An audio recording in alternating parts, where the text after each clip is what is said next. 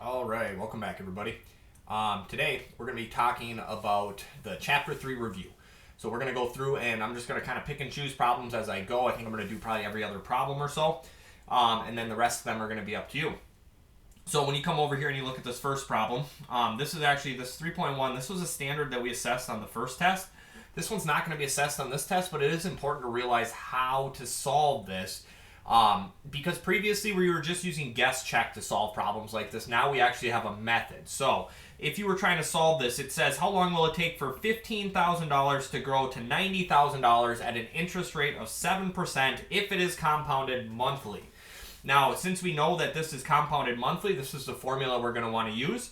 90,000 is what we want the amount to be. 15,000 is our principal. 1 plus 7% as a decimal would be 0.07 over 12 to the 12 times t power. Now, we don't know what t is. That's what we're trying to solve. We're trying to figure out how long.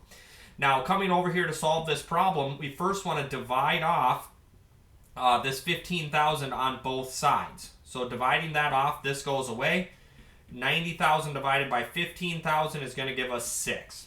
Now, we can do a little bit more simplifying while we're here. Let's do what's inside the parentheses. So 1 plus 0.07 divided by 12 is going to give us 1.0058 repeating. I want to keep as much of that as possible so I can get this to as close to accurate as possible. Now, when we come over here, what we notice is that we have two things with different bases, and the exponent I want to solve for is in the exponent. So to solve this, I want to take the natural log of both sides. When I do that, my exponent jumps to the front, so I'm going to have 12t times that, and this is equal to the natural log of 6. Now, to get t alone, we want to divide off the natural log of 1.00583 repeating. So I want to do that to both sides. And then this will disappear, and then I still see that I have 12t, so I'm going to take and divide both sides by 12. So I'm going to get this number and divide that number by 12, and that will tell me how long I need to leave my money in there. So going to my calculator now. If I take the natural log of 6 divided by, actually close that parenthesis first, divide that by the natural log of this number. I'm just going to grab the whole thing since I have it there. Get that number and divide that by 12, and we find out that our time is approximately 25.67. Time is always in years, right? So this is years. So our money will grow to that. It's just going to take a little bit of time before it gets there. Looking at problem number 18 right now. When we come over here and look at this problem, we see that we have the log. The directions here tell us that we want to expand. So coming over here, we're going to take whatever's on top. They're connected by multiplication. So we can rewrite this as the log of 100 plus, right? So since it's on top, it gets a plus in between the terms. So this would be the log of x to the fourth. Now, since y to the second's on the bottom, we're going to subtract it. So log of y to the second. And then since this is also on the bottom, it will also be subtracted. So we'll say minus log of... Now, hold on. Let's talk square root of z. Square root of z can also be rewritten as z to the 1/2. So we're going to say z to the 1/2 here. Now, as we move on with this problem, it's important to realize that this actually can be solved. And the reason this can be solved is because when we see a log without a base, it's implied to be base 10. So this is log base 10 of 100. Now, what this really means if we rewrite it is that 100 to some power is, 10 to some power is equal to 100. And we know that that is 10 to the second power. So this whole expression is just equivalent to 2. You can actually see that on your calculator as well. If you were to actually just punch this out, type in log of 100, 2 is your answer there because 10 squared is 100. Now, our exponents are all going to drop down in front. So my final answer here will be plus 4 log of x minus 2 log of y minus 1/2 log of z. And that will be my final answer. Moving ahead, let's look at problem number 20. We're going to go in the opposite direction. We're going to make it smaller now. To condense and make it smaller, take any coefficients and move them back up into the exponents. If they are positive terms, which this first one is and the second one is, they end up on top of our overall fraction. If they're negative, they end up on the bottom. So simplifying this, we will have the log of x to the second, right, because the 2 moved up into that exponent. And then we will have y to the 1/2 power, because the 1/2 also moved up back into the exponent. And then since it was a minus, the z is going to go on the bottom. Now we can actually make this a little bit nicer. Anytime we see something to the 1/2 power, we should realize that that is just the square root. So this is x squared square roots of y over z, making this our final answer. Let's do another one of those, looking at problem number 22. Again, start by moving any coefficients back up into the exponents. Now, doing that, remember, if it is a positive term, it goes on top. This first one is positive, but all of the rest of them are negative, so they're going to end up on the bottom. So I'm going to have the log of x squared, and then I'm going to have 10 on the bottom, y to the 1/2 on the bottom, and z to the second on the bottom. Now, y to the 1/2 we know is just the square root of y, so I'm going to do a little bit of rearranging here. So my final answer will be the log of x to the second over 10 z to the second square roots of y. Moving ahead to problem number 25. One thing I want to tell you about these is that in order to get any credit on the test, you will need to show work. If you do not have work shown for these and you just simply produce an answer that appears out of nowhere, you will get no credit for that. So coming over here, whenever you're trying to solve something where the variable is in the exponent, you want to take the natural log of both sides. So if I take the natural log of this side, my x is going to come down in front, so I'll have the natural log of 25 times x.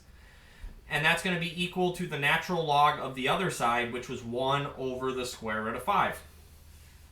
Now to solve this, we want to get x alone, so we're going to divide off the natural log of 25.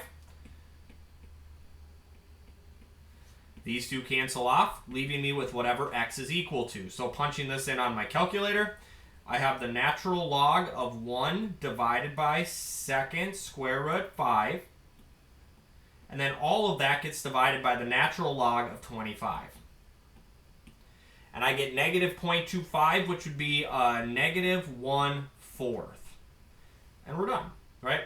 Now, best part about these problems, actually, is the fact that you're able to check them. So we just got our answer for what x is there, and we can check that very easily just by coming back to our calculator. So if I type in 25 to the, we had an answer of negative 0.25. This is the number we get. Now, most of the time we'll be able to see that we're correct, but this one, we actually just need to divide this out to realize it. 1 divided by second square root 5 will show me that those two are the same number, and in fact, we did find the correct x. Now, looking at problem number 27, we can move ahead with this. It's going to be the same process. We're going to take the natural log of both sides. Our exponent's going to come in front. So 2x minus 1 times the natural log of 3 is equal to the natural log of 22. Divide both sides by that natural log of 3. These two cancel out. We still need to get x alone. So to get x alone, our next step would be to add 1 to both sides. So whatever that number is, we're going to add 1 to it. And then to divide both sides by 2. So x in this situation will equal this, whatever this ends up as. So I'll come over here, natural log of 22, we're just going to do it in steps, divided by the natural log of 3 is that. We're going to add 1 to that, and then we're going to take that answer and divide it by 2. And we get 1.9068 if we round that up. Now, coming over there, again, it's really easy to punch these in. You should be checking your work on all of these. 2 times this answer, subtract 1 from that, should give us an answer very, very close to 22. And that's exactly what we see here, so we know we did it correct. Over here, this one's unique because we have a fraction in the exponent. We don't treat it any different. Take the natural log of both sides and move the fraction in front. Divide off the natural log that you don't want. That makes this go away. And then you're going to be left with x over 2 is equal to the natural log of 5 over the natural log of 2. Multiply both sides by 2. These two cancel off. And you're going to be left with x equals. Now, let's evaluate this. So the natural log of 5 divided by the natural log of 2 is this. Multiply that by 2.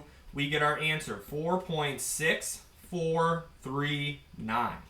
And again, check your work. 2 to this power divided by 2 should give us 5, which we see exactly happens. Looking at number 31, this one's unique because it has an e in there. Here's how you're going to approach it. First, you're going to divide off that 2. So I'll have e to the 4x is equal to 25. Then I'm going to take the natural log of both sides, and my exponent will come down. So 4x times the natural log of e is equal to the natural log of 25. Now, the natural log of e, as we've discussed a couple of different times now, is equal to 1. So it doesn't even impact this since it's being multiplied. To solve for x, we'll just need to divide by 4 here. So we'll find out that x is equal to the natural log of 25 divided by 4, which is 0.8047. Right, and again, you can check that. 2 second e to the, this was the power we got, or I guess I should even say 4 times that power. And it comes out to exactly 50, which means we've done our problem correct, right? We've been able to check all of these with virtually zero effort. Here's our next one. Log base 4 of 2x plus 4 is equal to 3. Whenever you are trying to solve a logarithm here, your best plan of attack is to rewrite it in exponential form. So 4 to the third power is equal to 2x plus 4. 4 to the third power can easily be evaluated here to be 64. So 64 is equal to 2x plus 4, and then we just solve. Subtracting 4 from both sides, we get 60 is equal to 2x, dividing by 2, x is equal to 30. Last problem, number 35. This is probably the best problem on here, so I'm glad we get to talk about it. Notice how we have 3 logs on this side that are all base 2. In order to solve this, we got to combine all of those into one expression. So combining those, I will have log base 2.